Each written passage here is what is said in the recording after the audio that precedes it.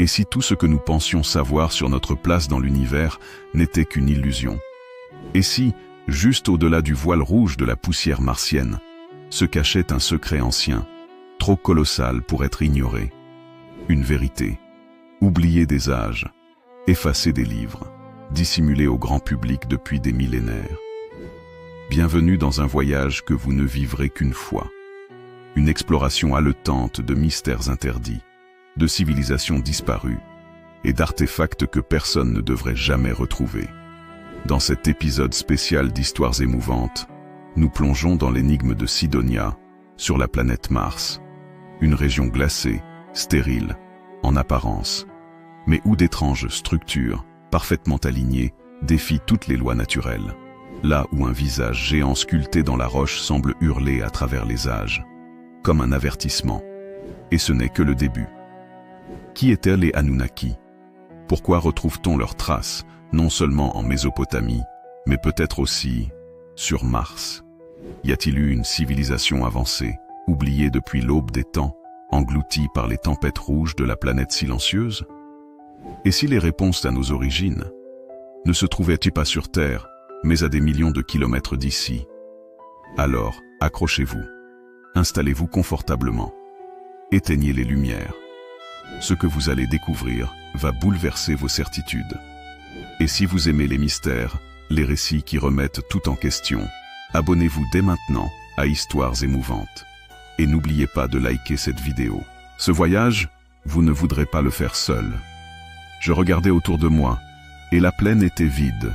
Mais au loin, dans le silence glacial de Mars, un visage me fixait, non pas celui d'un homme, mais d'un dieu ancien. Nous sommes en 1976.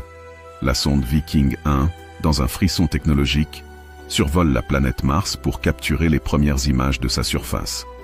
Les données affluent, les scientifiques s'affairent. Mais soudain, quelque chose déraille dans l'interprétation visuelle.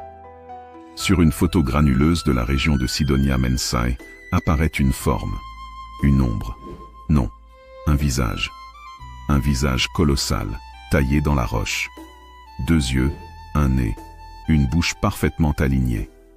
Une coïncidence, dit la NASA. Une illusion d'optique causée par le jeu des ombres, affirment les experts. Mais pour d'autres, cette image est la clé d'un mystère bien plus profond. Car ce visage ne se trouve pas seul. Autour de lui, des structures pyramidales, des buttes aux formes géométriques, étrangement disposées.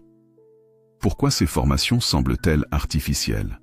Pourquoi certaines sont-elles alignées selon les mêmes principes de géométrie sacrée que les pyramides d'Égypte? Qui aurait pu créer cela? Et surtout, pourquoi sur Mars?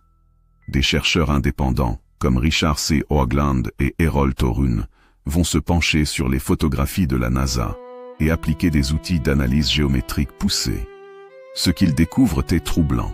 Les formations rocheuses de Cydonia semblent respecter des angles parfaits, des proportions dorées et des alignements à des étoiles clés du ciel antique. L'une des structures, surnommée la forteresse, présente des angles internes de 60 degrés et 120 degrés, fréquents dans les constructions humaines anciennes. Une pyramide voisine, nommée la pyramide DNM, semble taillée avec une symétrie parfaite sur 5 faces. Selon Torun, cela correspond à une connaissance avancée de la géométrie multidimensionnelle. Mais ce qui glace le sang, c'est la disposition du visage, des pyramides et de la forteresse. Ensemble, ils forment un motif hexagonal presque parfait, rappelant les modèles sacrés des civilisations anciennes, et même les constellations mythologiques. Dans les tablettes sumériennes datant de plus de 6000 ans, les Anunnaki sont décrits comme des dieux venus du ciel, ayant créé l'humanité.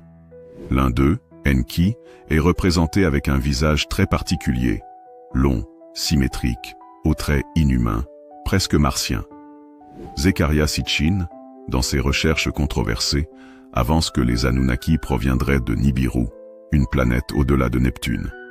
Mais certaines traductions alternatives des textes indiqueraient qu'ils viendraient de la demeure rouge. Mars, une base avancée avant leur venue sur Terre. Et si ce visage à Cydonia était une effigie, un monument érigé à la gloire de leurs ancêtres, comme le sphinx égyptien sur Terre? Et si Mars avait été le premier foyer des Anunnaki, avant qu'une catastrophe planétaire ne les pousse à migrer vers la Terre? Des analyses du sol martien indiquent la présence de xénon 129 en grande quantité, un isotope que l'on retrouve dans les résidus d'explosions nucléaires sur Terre. Le Dr John Brandenburg, physicien planétaire, a même publié des théories affirmant que Mars aurait connu une guerre thermonucléaire il y a des milliers d'années. Cela expliquerait l'atmosphère brûlée, la disparition de l'eau et la désolation globale de la planète. Une guerre? Un suicide civilisationnel? Ou une tentative d'effacer toute trace d'une ancienne société? Peut-être que les derniers survivants martiens, Anunnaki ou non, se sont alors tournés vers la Terre. Les anciennes civilisations terrestres semblent d'ailleurs garder en mémoire cet exil. Les Dogons d'Afrique parlent de Nomos, venus d'une étoile rouge. Les Hopis d'Amérique évoquent les hommes-étoiles, fuyant un monde rouge mourant. Et partout, les mêmes récits de dieux descendus du ciel, enseignant l'agriculture, la métallurgie, puis disparaissant. En 2001, la mission Mars Global Surveyor survole à nouveau Cydonia. Cette fois, les images sont plus nettes. La NASA clôt le débat. Il ne s'agit que d'une colline banale. Mais les chercheurs indépendants notent une chose étrange. Plusieurs images auraient été floutées. D'autres, jamais publiées. Certains informateurs, comme Ken Johnston, ex-consultant de la NASA, affirment que des structures vitrées et détruites ont été vues sur les premiers clichés. Des dômes fracassés, des couloirs effondrés, des tours éparses. Y aurait-il eu une volonté de cacher la vérité? Pour qui? Pourquoi? Le visage de Cydonia ne parle pas. Il fixe, il observe, comme s'il attendait qu'on découvre ce qu'il représente vraiment. Une illusion? Une relique? Un avertissement? Ils sont venus du ciel, ils nous ont façonnés, puis ils sont partis. Mais ils ont laissé des marques, des messages cachés que seuls les éveillés peuvent lire. Alors que les images de Cydonia continuent d'alimenter thèses et controverses, un fait particulièrement intrigant émerge. Un chercheur indépendant, Vincent Di Pietro, met en lumière un lien mathématique et géographique entre les structures martiennes et les pyramides d'Égypte. En comparant les angles, les proportions et les alignements de la pyramide d'Inem sur Mars avec la grande pyramide de Khéops, des similitudes effarantes apparaissent. Les deux structures semblent être alignées selon l'axe nord-sud avec une précision sidérale. De plus, les angles de pente de ces pyramides seraient identiques à quelques décimales près. Mais ce n'est pas tout. L'ensemble des formations de Cydonia, le visage, la forteresse, les pyramides, forment un motif triangulaire similaire à celui du plateau de Gizeh. Comme si quelqu'un, ou quelque chose, avait voulu reproduire le même message dans deux mondes différents. Le visage de Mars rappelle étrangement le sphinx de Gizeh. Non seulement par ses dimensions colossales, mais aussi par sa position, tournée vers le ciel, et par son degré d'érosion, ou plutôt par le temps qu'il semble avoir passé figé dans le silence. Les travaux de Robert Schoch, géologue, ont montré que le sphinx pourrait être bien plus ancien que ce que l'on pensait, remontant à plus de 10 000 ans avant notre ère, bien avant l'Égypte dynastique. Et si le sphinx était un mémorial bâti par une civilisation venue d'ailleurs? Un monument érigé en souvenir d'un monde perdu, Mars. Dans les tablettes d'argile de Sumer, on retrouve des descriptions de dieux arrivant dans des engins volants, atterrissant avec fracas sur des zones préparées. Certains textes parlent de la Porte Rouge ou le monde rouge d'où vinrent les Anunnaki. Mais le plus incroyable est une tablette retrouvée à Ninive, conservée au British Museum. Elle décrit une configuration planétaire précise, où Mars se trouvait dans une position très proche de la Terre, visible à l'œil nu, brillante comme jamais. Les Sumériens connaissaient les 12 corps du système solaire, y compris Uranus, Neptune et même Pluton, que l'on n'a officiellement découvert qu'à l'époque moderne. Comment? Et pourquoi, dans ces textes, Mars est décrit comme un monde vert et fertile, peuplé, actif, alors qu'aujourd'hui, il est mort? En Afrique, les Dogons parlent d'ancêtres venus du ciel, appelés les Nomos, des êtres aquatiques venus d'une étoile invisible à l'œil nu. Sirius B. Cette étoile naine blanche n'a été détectée par les astronomes qu'en 1862, mais les Dogons la connaissaient depuis des siècles. Mais ce qu'on oublie souvent, c'est que les Dogons disent aussi que les Nomos ont d'abord vécu sur une planète voisine de la Terre, rouge, asséchée, brûlée. Avant de venir nous éduquer, ils auraient fui une catastrophe. Ce récit rejoint celui des Hopis d'Amérique du Nord, qui parlent des Kachina, des êtres venus d'un autre monde, pour préparer l'humanité à une nouvelle ère. Et si tous ces peuples avaient reçu, à travers les millénaires, la même visite, les mêmes révélations, de la même civilisation martienne? Pourquoi trouve-t-on des pyramides en Égypte, au Mexique, au Cambodge, en Chine, et même sous la mer au Japon? Pourquoi toutes ces pyramides semblent utiliser le nombre d'or, des connaissances astronomiques poussées et des matériaux résistants au temps? Et si toutes étaient les antennes d'un même réseau de communication antique? Un système liant la Terre à un autre monde? Peut-être à Mars. Certains théoriciens pensent que les pyramides sont des condensateurs d'énergie, comme des relais telluriques capables de transmettre ou recevoir de l'information interplanétaire. Un savoir trop avancé pour l'époque. Et justement, certains symboles trouvés sur les pyramides de Teotihuacan au Mexique montrent des représentations d'étoiles rouges, de visages d'hommes félins et de dieux descendus de sphères brillantes. Mars était-elle l'origine de ces dieux? Dans l'épopée sumérienne de Gilgamesh, le héros part chercher l'immortalité. Pour cela, il doit franchir une porte des dieux, située entre les mondes, gardée par 2 lions ailés. Cette porte permet de voyager au-delà du ciel, là où les dieux vivent. Certains chercheurs pensent que ces portes étaient des technologies de transport interdimensionnel, un ancien savoir, aujourd'hui perdu. Plusieurs sites terrestres pourraient être des rémanences de ces portails. La porte du Soleil à Tiahuanaco, Bolivie. La porte de Ayu, Marca au Pérou. L'Arche de Baalbek au Liban. Tous ces sites partagent une architecture cyclopéenne, inexplicable avec les moyens de l'époque. Et tous sont alignés sur des constellations majeures comme Orion, Sirius ou Mars. Les anciens ne mentaient peut-être pas. Leurs mythes, leurs temples, leurs cartes du ciel étaient peut-être des archives, à destination du futur. Et maintenant que la science s'en approche, les pièces du puzzle commencent à s'emboîter.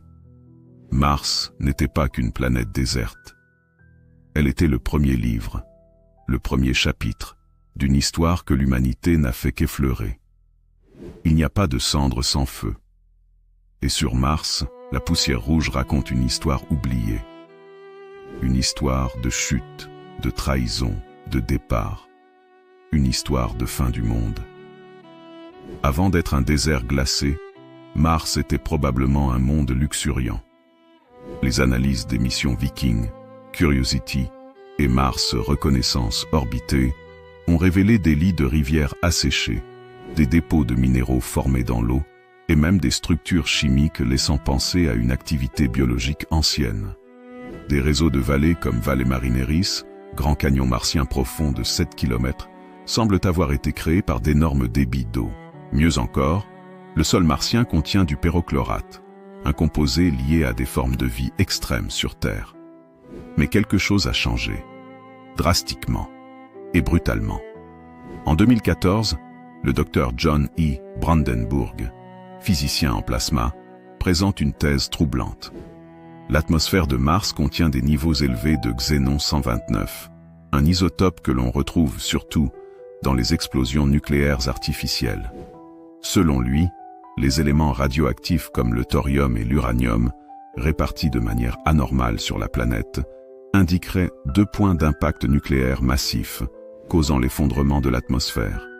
Il avance que ces explosions ne seraient pas naturelles, mais les traces d'une guerre ancienne, d'une arme thermonucléaire, à une échelle planétaire.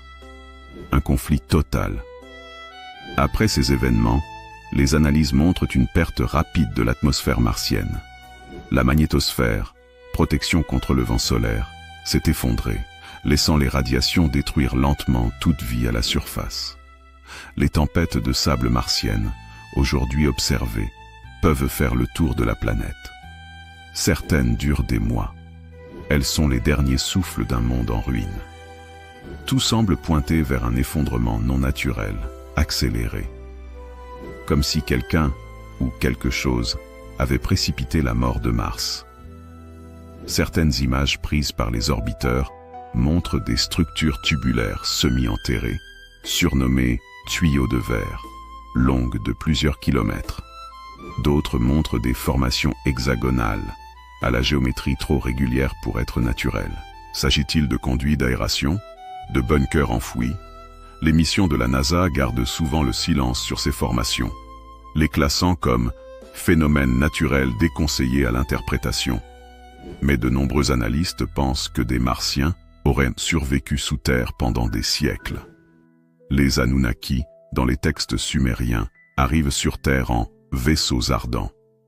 Ils ne viennent pas pour une visite. Ils s'installent, creusent, exploitent l'or et modifient le vivant. Pourquoi l'or? Parce que ce métal, sur Terre comme sur Mars, est capable de protection contre les radiations et pourrait avoir été utilisé pour restaurer une atmosphère défaillante. L'hypothèse est que les Anunnaki, survivants de la catastrophe martienne, ont colonisé la Terre en urgence.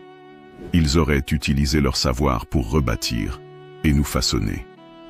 Partout sur la planète, des structures préhistoriques gigantesques défient les lois de la physique de leur époque. Les blocs de Baalbek, 200 tonnes chacun. Les murs de Sacsayhuaman au Pérou, aux pierres imbriquées comme un puzzle. Les pyramides sous-marines de Yonaguni, au Japon.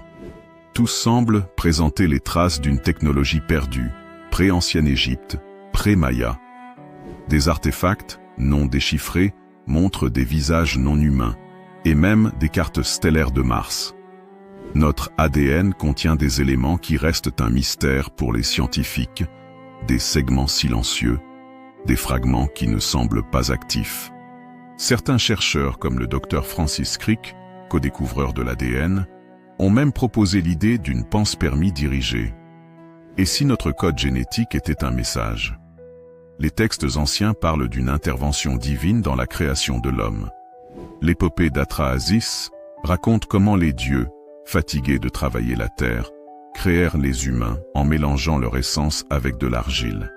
Mais aujourd'hui, l'ADN humain semble récemment modifié par rapport aux autres espèces. Comme si une intervention soudaine avait eu lieu il y a environ 200 000 ans. Mars a-t-elle vraiment péri dans le feu? Sommes-nous les héritiers d'une fuite, d'un abandon? Les preuves s'accumulent, les mythes deviennent cartes et les symboles prennent vie. Un monde entier pourrait avoir vécu, aimé, bâti, puis s'être autodétruit. Et si tout ce que nous avions cherché si loin était juste au-dessus de nos têtes? Un miroir silencieux, tournant autour de la Terre, renfermant les derniers secrets d'une guerre ancienne. La Lune est un mystère. Sa taille est parfaitement proportionnée pour couvrir le Soleil durant les éclipses, un alignement improbable. Sa rotation synchronisée montre toujours la même face à la Terre. Et sa densité, plus faible que prévu, laisse penser qu'elle est creuse, ou du moins étrangement structurée. Des scientifiques comme Gordon MacDonald de la NASA ont déclaré dans les années 60 que la Lune semble être creuse. Lors des missions Apollo, les modules de descente ont provoqué des vibrations telluriques résonnant comme une cloche. Certains en déduisent une structure interne métallique ou artificielle. Les transmissions des missions Apollo sont caviardées, coupées. Plusieurs astronautes, comme Edgar Mitchell et Buzz Aldrin, ont laissé entendre que des présences étaient observées sur la Lune. Des extraits audio fuités font état de vaisseaux alignés sur le cratère, ou de observations silencieuses, de la part d'entités inconnues. Neil Armstrong lui-même, dans une interview cryptique, déclare « Nous avons rencontré quelque chose d'incroyable, mais on nous a ordonné de ne pas en parler. » Des photos déclassifiées montrent des structures anormales dans les régions sombres de la Lune. Débris anguleux, pylônes gigantesques, dômes translucides brisés. Certaines de ces images sont censurées peu après leur publication. Pourquoi? Dès l'Antiquité, la Lune était liée aux dieux. Chez les Sumériens, le dieu Nana-Sin, fils d'Enlil, régnait depuis la Lune, observant les humains. Certains textes d'Edfou, en Égypte, mentionnent les palais célestes, lieux de pouvoir d'où les bâtisseurs étoilés dirigeaient à la terre. On parle aussi de tours brillantes et de miroirs de nuit. De plus en plus d'analystes alternatifs pensent que la face cachée de la Lune abrite une ancienne station Anunnaki, servant de poste d'observation ou de surveillance. Un vestige de leur hégémonie galactique? La NASA prépare le retour de l'homme sur la Lune avec le programme Artemis. Mais des détails intrigants entourent cette mission. La zone d'atterrissage visée est proche du pôle sud, où des anomalies magétiques ont été détectées. L'objectif officiel est l'extraction d'eau. Mais officieusement, d'autres chercheurs parlent d'extraction de données ou d'artefacts enterrés. La Chine, de son côté, envoie ses sondes sur la face cachée, là où les signaux sont plus difficiles à intercepter. Tout laisse penser que quelque chose a été trouvé, et que plusieurs puissances veulent mettre la main dessus. Et si notre quête spatiale était en réalité une reconnexion? Et si nous retournions là où tout avait commencé? Des chercheurs, comme le docteur Michael Salla, soutiennent que des programmes spatiaux secrets sont actifs depuis des décennies. Ils mentionnent des alliances entre humains et entités anciennes, la reconstruction de vaisseaux et l'exploration d'anciennes ruines extrasolaires. D'autres affirment que les Anunnaki n'ont jamais quitté le système solaire, mais qu'ils attendent simplement le moment propice pour se révéler. Des textes comme l'épopée de Gilgamesh ou l'Apocalypse d'Enoch prédisent le retour des dieux. Une confrontation finale entre les bâtisseurs anciens et leur création, l'homme. Les Mayas, dans leur codex, indiquent le retour d'un seigneur venu des étoiles dans les temps modernes. Et dans l'Ancien Testament, les Néphilim, fils des dieux et des femmes humaines, doivent revenir dans les derniers jours. Serions-nous proches de cet instant? Mars a parlé. Sidonia a murmuré ses secrets. La Terre a transmis les échos de ses anciens visiteurs. Et maintenant, la Lune semble prête à livrer le dernier morceau du puzzle. L'humanité n'est peut-être pas seule. Elle ne l'a peut-être jamais été. Nous sommes les enfants d'un exode, les témoins d'une guerre oubliée, et les héritiers d'un savoir immense. Ce récit n'est pas un mythe. Il est l'autre histoire, celle que personne ne vous raconte. Celle que vous ressentez au fond, depuis toujours. Merci. Merci d'avoir été là, jusqu'au bout de ce voyage hors du temps. Si vous êtes encore avec nous à cette étape du récit, c'est que vous êtes comme nous, curieux, éveillés, en quête de vérité au-delà des apparences. Vous avez traversé Mars, sondé les ruines de Sidonia, frôlé les ombres des Anunnaki et effleuré les mystères de la Lune. Ce n'était pas seulement une histoire ancienne. C'était peut-être notre histoire. Une mémoire enfouie, un héritage oublié et une invitation à regarder le ciel autrement. Merci du fond du cœur pour votre écoute, votre attention et votre ouverture d'esprit. Chaque vue, chaque like, chaque partage nous rapproche d'une communauté passionnée, libre et éveillée. Vous faites partie de cette aventure. Si vous avez aimé ce récit, n'oubliez pas de liker la vidéo, de vous abonner à la chaîne Histoires émouvantes et d'activer la cloche des notifications pour ne rien manquer de nos prochaines révélations. Et vous, que pensez-vous de cette théorie? Croyez-vous à l'héritage des Anunnaki? À une civilisation perdue sur Mars? Dites-le nous en commentaire. On lit absolument tout. À très bientôt pour une nouvelle histoire qui vous fera vibrer, douter, rêver.